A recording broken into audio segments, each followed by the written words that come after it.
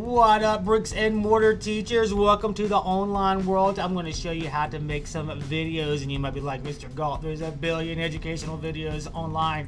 Why not let Mr. Green or ABC Mouse teach the kids? Well, because they are not your students' teachers. You are your students' teachers, and they need to hear from you. This is a great way to build a relationship. This is a great way to communicate directly with your students. So I'm going to go over some quick things to make some good videos, starting with the real tip number one. Number one thing you gotta do is make sure you make the video short. No one wants to watch a long video on the internet. 30% of the people who started watching this video have probably already quit because they saw how long it runs.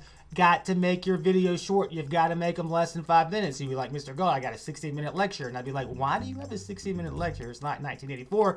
But I would say, well, if you have a lot of things to say, maybe break it up into chunks. My teaching partner and I do tutorials. This is our government orientation tutorial. Instead of having one 20-minute video, we have 4 smaller chunk videos that they can do to learn about what they're going to know in this course.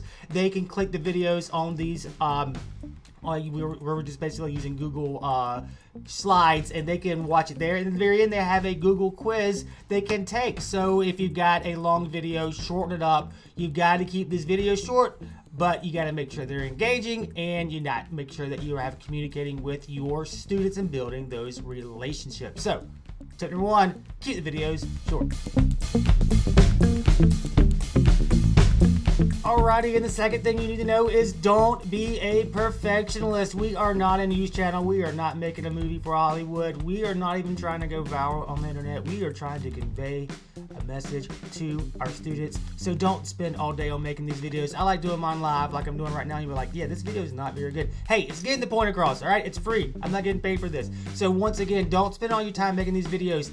Editing is a time suck. Seriously, look at the end of the credits of any show that comes through. There's hundreds of people working on these shows for a reason, because they're hard to make look good, but you're just trying to convey a message to your students. But at the same time, you gotta pay attention to a few little things, like are you gonna do it vertically or horizontally? Are you gonna film vertically? I would use vertical if you're just sending things out on Facebook or the internet. It's something they're gonna see on their phone. But if it's something they're going to see on the computer, hey, use the horizontal format. Also, audio and visuals are very tough. Let's talk about audio.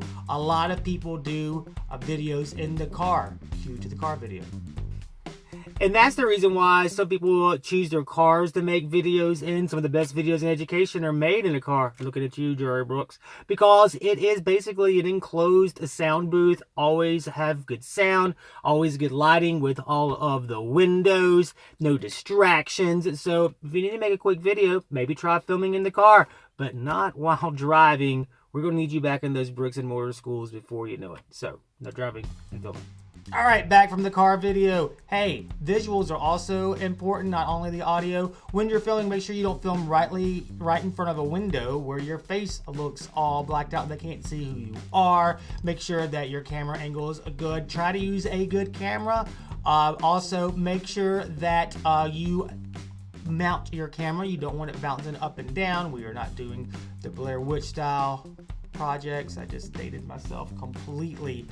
So make sure that you're making it look good, but don't spend way too much time making the fancy graphics and everything else. Kind of treat it like a regular everyday lesson. Everyday lessons look one way. When you have someone special coming in, you might make a special lesson plan. Well, if you're making a special video, hey, go all out, edit, do all the fun stuff. Just for everyday communication though, talking to the camera, let the students know that you're there for them, but you don't need to spend hours making these videos.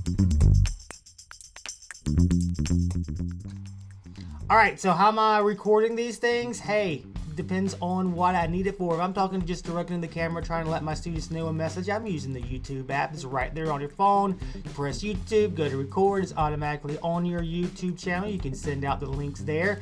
If I'm trying to show them something more where I have a presentation on the computer, that's when I'm using Screencastify.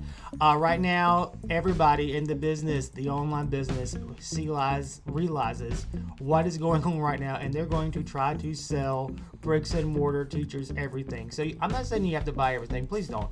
But if you're looking for something that's good, that still you can use for free right now, Screencastify is one way that you can get videos on. But one thing that is totally free always, I'll bring this over here, OBS. All right. What? This is what I use to film my videos, OBS. It's a free shareware. It's on the internet. That's what I use for making my live videos. Also, right now, if you noticed, there is a WeVideo button, probably icon somewhere around here. It's because I'm not paying for WeVideo right now. I just wanted to get this video out to you. Maybe I will in the future because WeVideo is fantastic. So if you're trying to do a video in which you're editing things together, which I want to get because it'll take up all your time, WeVideo is a great way to do it also. Alright guys, I know a lot of this stuff was Captain Obvious stuff, but I want to get my bricks and mortar teachers who are now home sitting in their sweatpants, minds and moving about ways that they can communicate with their students. Once again, don't let this become a time suck. You've got enough things to do, which is the key part of being an online teacher, is communicating with your students. So make sure that you're communicating with them through these videos, through phone calls, through webmails, through text messages. Stay with the communication during this time. We're going to get through this together. Please don't film videos while driving your car because we're going to need you back at those schools. All right, hope you enjoyed this. Maybe I'll do some other videos in the future.